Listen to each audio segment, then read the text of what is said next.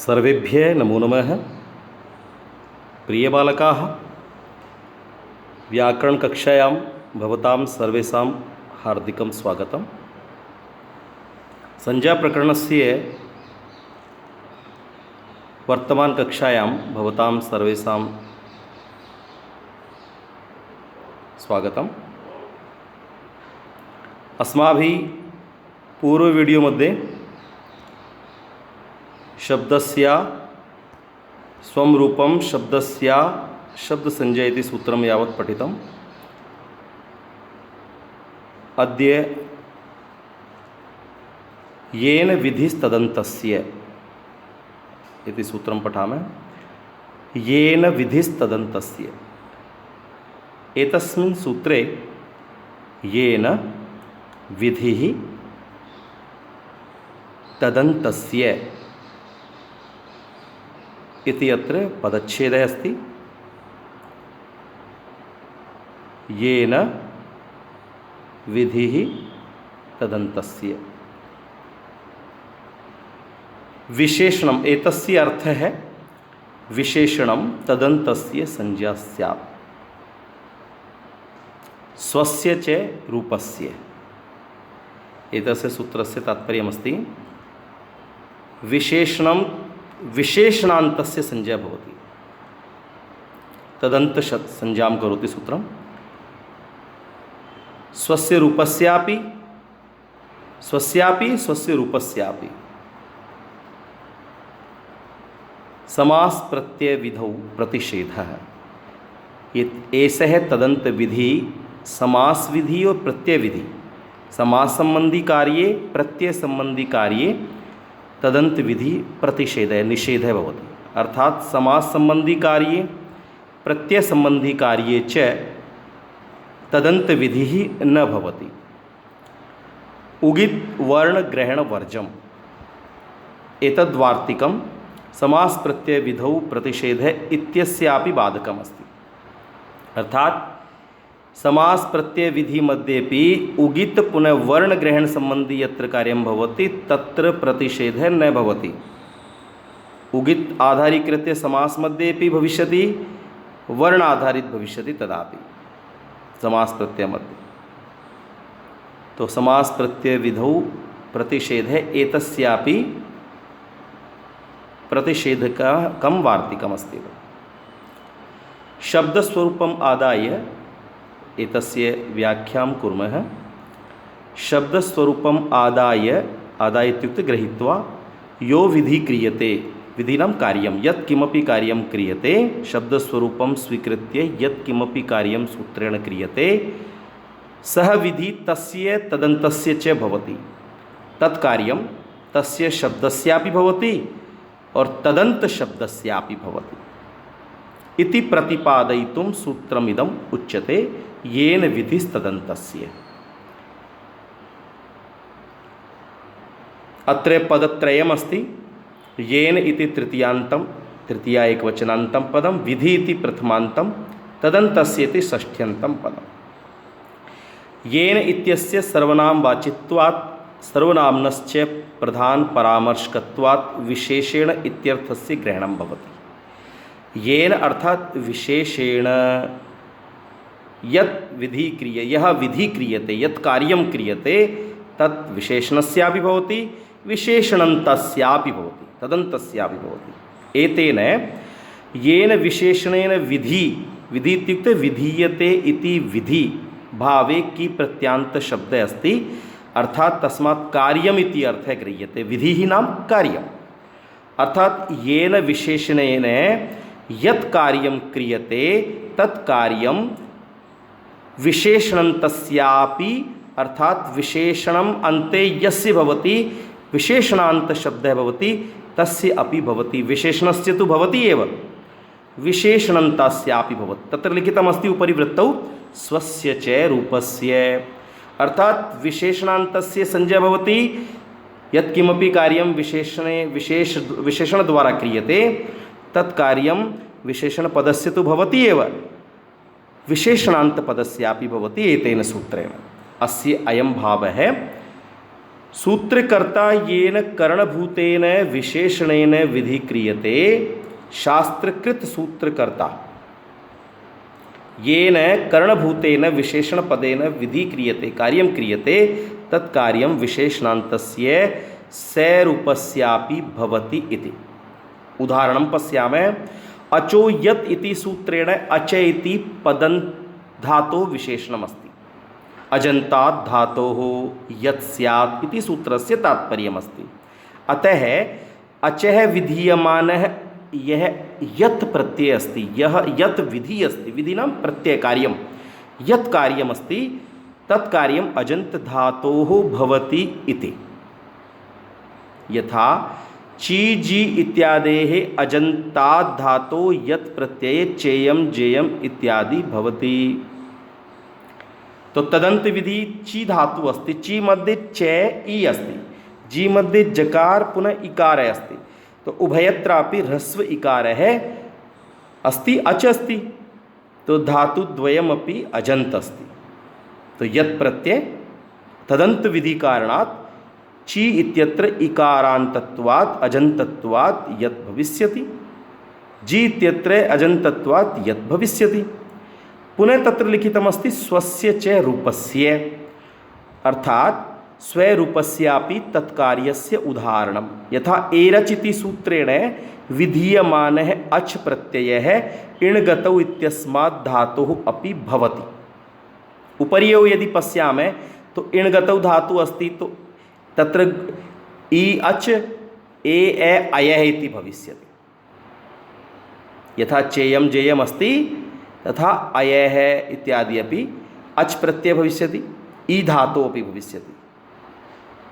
स्पष्टं? तत् अग्रे वार्तिकमस्ति समास प्रत्यय विधौ प्रतिषेधः। प्रकृत सूत्र पठितम् इदं वा, प्रकृत सूत्रे एव एतद् वार्तिकं पठितमस्ति। येन विधि इत्यस्य बाधकम् अस्ति एतद् वार्तिकं। यथा समास विधौ प्रत्यय विधौ अर्थात समास संबंधी कार्ये प्रत्यय संबंधी कार्ये च येन विशेषणेन विधि अर्थात कार्यं भवति तत्र तदन्त ग्रहणं न भवति इति वार्तिकस्य तात्पर्यमस्ति। समास विधौ प्रत्यय तदन्त विधि निषेधस्य उदाहरणं वर्स्ति द्वितीयास्त्रिताति इत्यादिना सूत्रेण द्वितीयान्तेन शितादि शब्देन विधीयमानः समासः। शिताद्यन्तस्य परमस्त्रितम् इति द्वितीयान्तेन सह न भवति, अर्थात समास विधि मध्ये तदन्त विधि न भवति। एकं तत्पुरुष समासे एकं सूत्रमस्ति, द्वितीया तत्पुरुषं करोति द्वितीयाश्रितातीत पतित गतात्यस्त प्राप्तापन्नैः। एतेन सूत्रेण द्वितीयान्त श्रितादि शब्देन से समासः भवति, किंतु श्रितादि अंतस्य परमश्रितम् इत्यत्र न भविष्यति। यतो हि अत्र तदन्त कार्यमस्ति, तदन्त विधि द्वारा अत्र समासे तदन्त विधि न भविष्यति, अर्थात अत्र परमश्रितम् इत्यत्र समास कार्यं न भविष्यति इति समास विधि मध्ये तदन्त निषेधस्य उदाहरणमस्ति। द्वितीयं वार्तिके अस्ति प्रत्यय विधौ तदन्त विधेः निषेधस्य उदाहरणमस्ति। किमस्ति? नडादिभ्य फक्। तद्धिते एकं सूत्रमस्ति। तद्धित प्रकरणे वरिष्ठोपाध्याये भवन्तः यदा गमिष्यन्ति तद्धित प्रकरणं पठिष्यन्ति वाङ्मयान्तर्गतं, तत्र वयं चर्चां करिष्यामः। नडादि गणपठित शब्देभ्यः फक् भवति। फक् इत्यत्र ककारेत्संज्ञके अस्ति, फै शेषः भवति। फै स्थाने आयनादेशः भवति, आयनेयी नीय फड्कजगाम प्रत्यादीनां। तो फै इति वर्णाधारित कार्यमस्ति, प्रत्याधारित कार्यमस्ति, प्रत्यय अस्ति अत्र फक्। तो प्रत्यय विधि मध्येपि तदन्त विधि न भविष्यति। कथं? तो नडादिभ्य फक् इति सूत्रेण नडादिगण पठितैः विधीयमानः फक् प्रत्ययः तदन्तात् नाडायन शब्दात् न भवते। नड शब्दः शब्दात् तो भविष्यति, किंतु नड शब्दात् फक भूत्वा आयन भूत्वा नाड़ायन इति भवति। तो नाड़ायन इति फगंत फक अंत शब्दात् न भविष्यति। अर्थात एतत् सूत्रम येन विधिस्तदन्तस्य एतत् सूत्रमस्ति। एतस्य सूत्रस्य स्थानद्वये प्रवृत्ति नास्ति। कुत्र कुत्र नास्ति? तो प्रत्यय विधौ समास विधौ च वार्तिक प्रबलात् वार्तिक प्रभावात्। वार्तिकमस्ति समास प्रत्यय विधौ तदन्त विधे प्रतिषेधः। अर्थात एतस्य सूत्रस्य प्रवृत्ति ही समास संबंधी कार्ये यथा परम श्रितम इत्यत्र, प्रत्यय संबंधी कार्ये यथा नाड़ायन इत्यत्र न भविष्यति। एतस्य वार्तिकस्यापि प्रतिषेधः अस्ति। कुत्र? उगित वर्ण संबंधी कार्यं यत्र भवति तत्र तदन्त विधि भविष्यति एव। अर्थात एतद् यद् वार्तिकम् अस्ति यत्र पठितं तद् वार्तिकम् एतस्य येन विधिस्तदन्तस्य इति सूत्रस्य सहयोगी वार्तिकमस्ति, सहायकं वार्तिकमस्ति। एतस्य प्रतिषेधकं वार्तिकं तु आसीत् समास प्रत्यय विधौ तदन्त प्रतिषेधः, समास प्रत्यय विधौ प्रतिषेधः इति तु आसीत् तस्य निषेधकं। किंतु समास प्रत्यय विधौ तदन्त प्रतिषेधः इत्यस्य निषेधकमस्ति उगित वर्ण ग्रहण वर्जम। अर्थात समास प्रत्यय विधि मध्येपि उगित संबंधी कार्यं वर्ण संबंधी कार्यं यदि भवति तर्हि तत्र तदन्त विधि ही भविष्यति। तदेव पठामः। उगित वर्ण ग्रहण वर्जम उक्त वार्तिकस्यापि प्रतिषेधकं वार्तिकम् इदम्। उक्त वार्तिकं किं नाम? समास प्रत्यय विधौ प्रतिषेधः इत्यस्य प्रतिषेधं करोति इति इदं वार्तिकं। तथा ही पूर्ववार्तिकेन समास विधौ प्रत्यय विधौ च तदन्त विधेर निषेधः कृतः। कुत्र?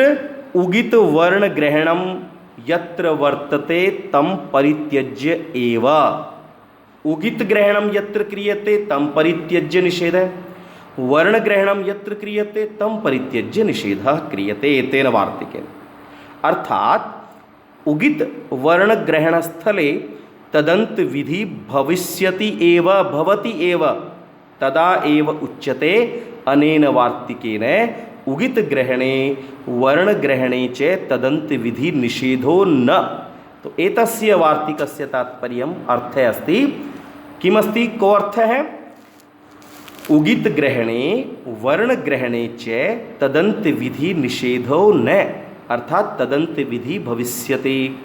उदाहरण पश्यामः। उदाहरणम् उगित ग्रहणस्य उदाहरणमस्ति। उगित ग्रहणे तदन्त विधि निषेधस्य निषेधाभावस्य अर्थात तदन्त विधेः यत्र तदन्त कार्यं भविष्यति तस्य उदाहरणमस्ति उगितश्च इति सूत्रेण ङीप् प्रत्ययः। भवन्तः पश्यन्तु भवतः शब्दात् अपि प्रत्यय भविष्यति ङीप् प्रत्ययः।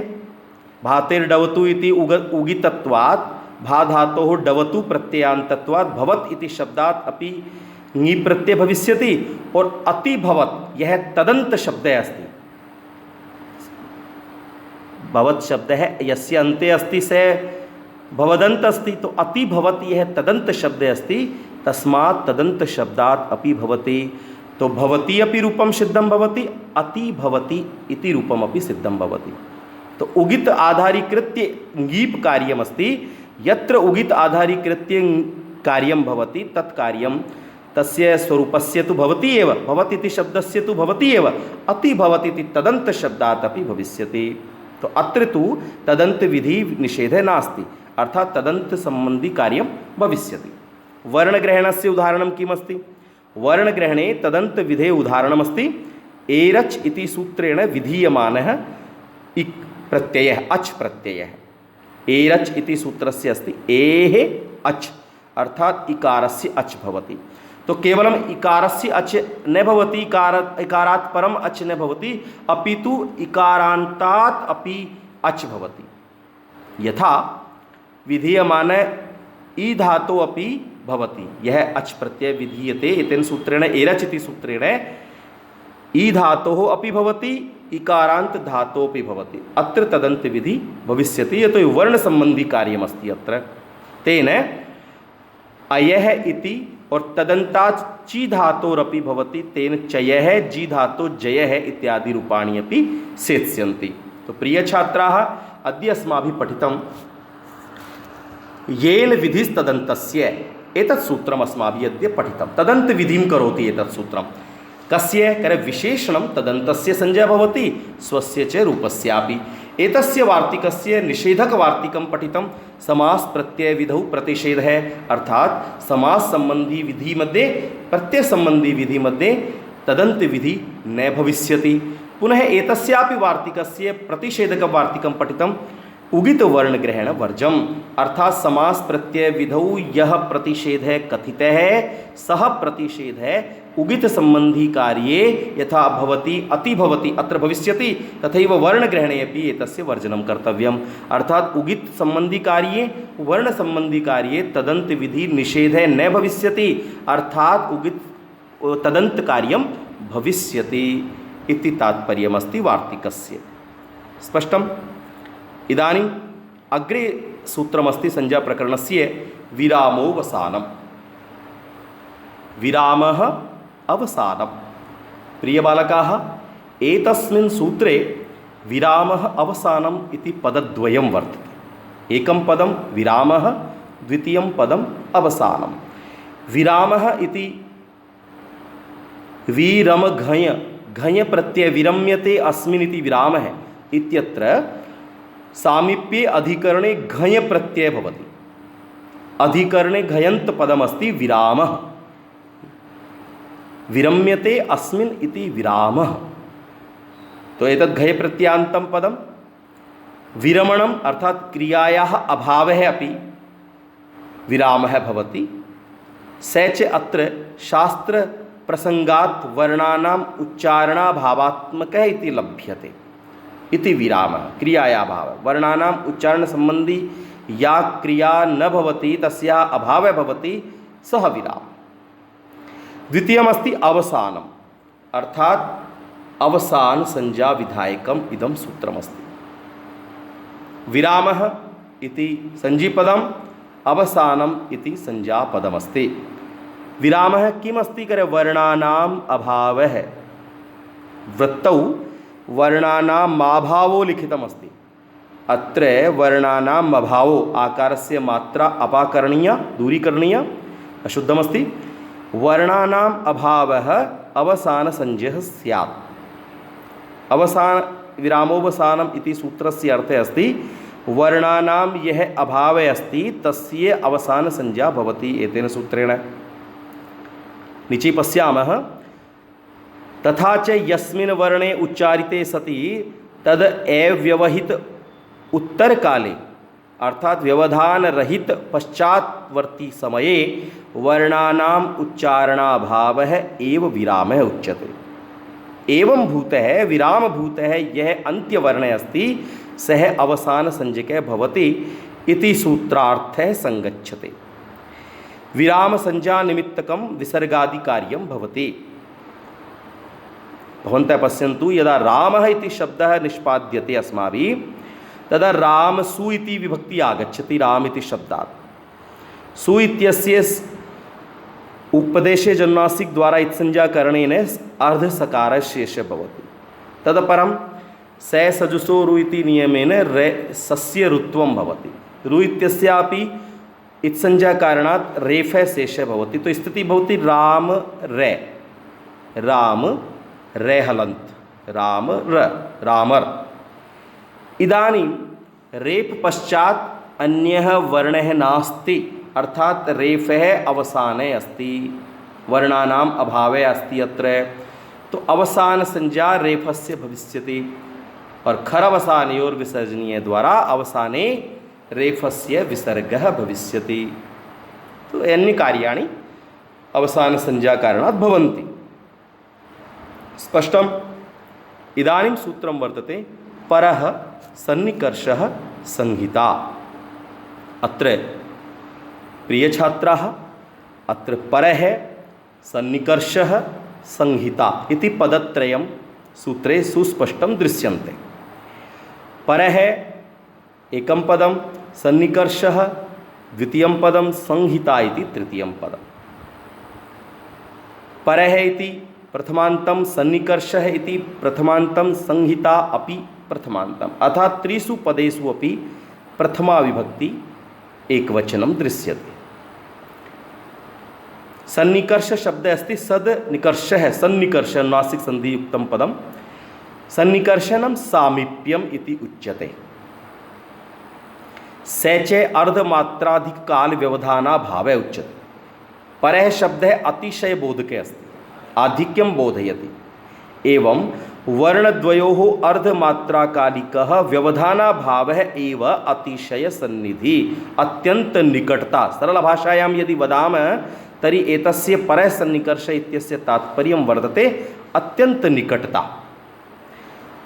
अत्यंत निकटता, अत्यंत सामीप्यम एव संहिता शब्देन व्यवह्रियते। तो सूत्रस्य तात्पर्यम् अर्थे अस्ति वृत्तौ लिखितं वर्णानाम् अतिशयितः, अतिशयितः नाम परः, सन्निकर्षः नाम सन्निधिः, सामीप्यम निकटता, संहिता संज्ञा स्यात्। एतेन सूत्रेण संहिता संज्ञा क्रियते। कस्य क्रियते? वर्णानाम् अतिशयितः सन्निधि इत्यस्य। वर्णानाम् अत्यंत निकटतायाः संहिता संज्ञा भवति। अत्र लिखितमस्ति प्रिय छात्रा वर्णानाम्, हलाम् इति न लिखितं। हलाम् लिख्यते तत्र तु संयोगः भविष्यति। व्यञ्जनानां निकटता तु संयोगः भवति, वर्णानां निकटता भवति संहिता। यथा सुध्युपास्य इत्यत्र सुधि इत्यत्र दीर्घ इकारः, उपास्य इति उकारः, द्वयोः एतादृशं नैकट्यम् अस्ति, निकटता अस्ति एतादृशी यत् एकः एव प्रतीयते। यु मध्ये इकारः उकारश्च द्वौ अपि सुध्युपास्य इत्यत्र युकार इति वर्णे इकारः उकारश्च द्वौ अत्यन्तं निकटौ स्तः। एवं नैकट्यं स्पष्टतया दृश्यते। अतः संहिता वर्णानाम् अतिशयितः सन्निधि उच्यते। तो अत्र भेदः अस्ति। वयम् अग्रे यदा संयोगं पठामः तदा इतोपि चर्चां करिष्यामः। बुद्धिगतं पौर्यापर्येण सामीप्यं सर्वत्र बोध्यते इति अत्र विशेषः अस्ति। अस्तु, इदानीं वयं पठामः सुप्तिङन्तं पदं। प्रियबालकाः, एतत् सूत्रं पदसंज्ञा बोधकं वर्तते। सुप्तिङन्तम् एकं पदं, पदम् इति द्वितीयं पदं। सुप्तिङन्तम् इत्यस्मिन् पदे सुप् च तिङ् च सुप्तिङौ, सुप् च तिङ् च सुप्तिङौ, सुप्तिङौ अन्तौ यस्य तत् सुप्तिङन्तम्, सुप्तिङौ अन्तौ यस्य तत् सुप्तिङन्तम्। अर्थात सुप्तिङन्तम् इति पदम इतरेतर द्वंद्व समास गर्भित बहुव्रीहि समासे अस्ति। सुप् च तिङ् च सुप्तिङौ, सुप्तिङौ अन्तौ यस्य अथवा सुप्तिङौ अन्ते यस्य तत् सुप्तिङन्तम्। तौ अन्तौ सुप् च तिङ् च, सुप् अन्तौ सुबन्तौ, तिङ् अन्तौ तिङन्तौ। अर्थात यस्मिन् पदे सुप् अस्ति तत् सुबन्त, सुप् अन्ते यस्य तत् सुबन्तं, तिङ् अन्ते यस्य तत् तिङन्तं। सुबन्त तिङन्त इति पदयोः अपि बहुव्रीहि समासे अस्ति। कीदृशः बहुव्रीहि अस्ति अत्र? अत्र बहुव्रीहि समासे अस्ति तद्गुणसंविज्ञान बहुव्रीहि। तस्य गुणानां वर्ति पदार्थानां सम्यक् विज्ञानं तद्गुणसंविज्ञानं भवति। प्रियबालकाः, सुबन्तं तिङन्तं च पदसंज्ञं स्यात् इति सूत्रार्थः संगच्छते। पदम् इति संज्ञा, सुप्तिङन्तम् इति संज्ञी। कस्य संज्ञा? करे सुप्तिङन्तस्य संज्ञा। का संज्ञा? करे पदं संज्ञा। तो सूत्रस्य विश्लेषणं कृत्वा अर्थे आगच्छति सुबन्तं तिङन्तं च पदसंज्ञं स्यात्। सुबन्त यस्य अन्ते सुप् अस्ति, यथा रामः, बालिका, कुमारी इत्यादयः सुबन्तस्य उदाहरणानि सन्ति। येषां शब्दरूपाणि सप्तविभक्तिषु चलन्ति तानि सुबन्तानि पदानि भवन्ति। तेषाम् अन्ते सुप् भवति। सु औजस् 21 संख्यायां सुप् प्रत्ययाः भवन्ति। तिङन्त पदानि 18 प्रत्यय। तिङ् इत्युक्ते तिप्तस्जि सिप्तस्थे मिब्वस्मस् ते आतां झे थास् आथां ध्वम् इट् वहि महि। यैः प्रत्ययैः धातुरूपाणां निर्माणं भवति तानि तिङ् प्रत्ययान्त शब्दाः पदानि तिङन्तानि भवन्ति। और सु औजस् अम् औक्षस् टाभ्यां बिस् ङेभ्यां व्यस् ङसीभ्यां व्यस् ङस् ओस् आम् ङी ओस् सुप् एते 21 प्रत्ययाः यस्य अन्ते सन्ति तत् उच्यते सुबन्तं पदम्। तो सुबन्तस्य पुनः तिङन्तस्य एतेन सूत्रेण पदसंज्ञा विधीयते। स्पष्टम्। इदानीं संयोगस्य विषये वयं चर्चां कुर्मः। कः संयोगः? व्याकरणभाषायां बहु सम्यक् बहु सरलतया अस्य स्पष्टीकरणं कृतमस्ति। हलोनन्तराः संयोगः। हलोनन्तराः संयोगः। अत्र पदच्छेदं क्रियते चेत् पदच्छेदः हलः अनन्तराः संयोगः। हल हलौ हलः इति प्रथम बहुवचनान्तं पदं। ने अन्तराः अनन्तराः और संयोगः अर्थात प्रथमा बहुवचनान्तं पदम् अनन्तरः अपि यतो विशेषणं पदमस्ति। विशेषणविशेष्ययोः उभयत्र समानवचनकत्वं समानविभक्तिकत्वं भवति। संयोगः इति अपि प्रथमा एकवचनान्तं पदमस्ति। एतस्य अर्थः अस्ति अजभिरव्यवहिताः हलः संयोगसंज्ञाः स्युः। अजभि अर्थात स्वरैः अच् प्रत्याहारे ए इ उ रील् रि ए ओ ऐ औ एते 9 अचः समायान्ति भेदसहिताः। एतेषां पृथक् पृथक् भेदाः सन्ति। 18 भेद मध्ये अस्माभिः पठितम्। अचाम् 18 भेदाः कस्य कस्य कति भवन्ति। तो अजभि अर्थात् ह्रस्वदीर्घप्लुतादिभिः स्वरैः अव्यवहिताः अर्थात व्यवधानरहिताः विघ्नरहिताः हलः अर्थात व्यंजनानि संयोगसंज्ञाः स्युः। संयोगसंज्ञकाः भवेयुः। अर्थात यत्र हलवर्णेषु स्वराणां व्यवधानं न भवति तस्य संयोगसंज्ञा भवति। संयोगसंज्ञाबोधकं सूत्रमिदम्। हलौ च हलश्च इति विग्रहे एकशेषकरणेन हल इति तस्य प्रथमा बहुवचनान्तं पदमस्ति। हलौ च हलश्च एकशेषकरणेन हलः बहुवचने रूपं भवति। अंतर्शब्दस्य अर्थः अस्ति अत्र व्यवधानम्। अविद्यमानम् अंतरम् अर्थात व्यवधानं येषाम् अन्ते ते अनन्तराः अर्थात व्यवधानरहिताः इति तात्पर्यम्। एतद् विशेषण पदमस्ति हलः इत्यस्य। हलः इति विशेष्यं पदं। कीदृशे हलः? करे व्यवधानरहिताः हलः। व्यवधानं च अत्र अज्भि हल्त्वेन सजातीयत्वात् इति। व्यवधानं द्विधा भवति। अज्भि अपि भवति हलत्वेन अपि भवति। इत्थम् अत्र अज्भि अव्यवहिता हलः संयोगसंज्ञाः भवति।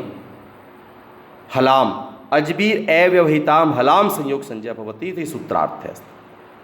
संयुज्यते अस्मिन् समुदाये। एतस्मिन् समुदाये समूहे वर्णानां संयोगः क्रियते। संयुज्यते अर्थात व्यञ्जनानि स्वरव्यवधानरहितानि आगच्छन्ति।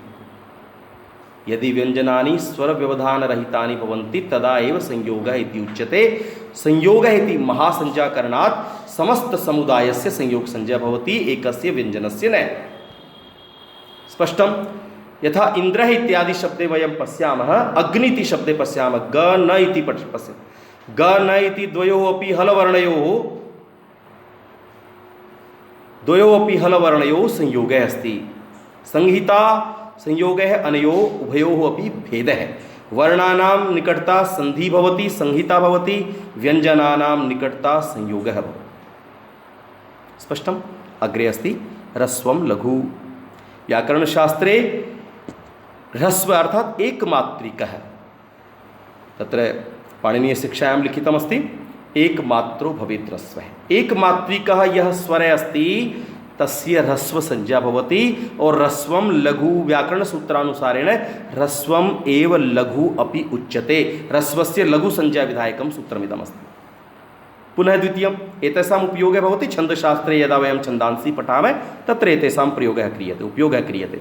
पुनः अस्ति सूत्रमस्ति संयोगे गुरु और संयोगे परे ह्रस्वम् अपि गुरुसंज्ञकं भवति, एतस्यापि प्रयोगः तत्र छन्दशास्त्रे क्रियते। अर्थात ह्रस्वम् अपि गुरुसंज्ञकं भवति कुत्र? संयोगे परे, यदा संयुक्तवर्णे परे भवति तदा। दीर्घं च और दीर्घस्यापि गुरुसंज्ञा भवति कदाचित् पादान्ते।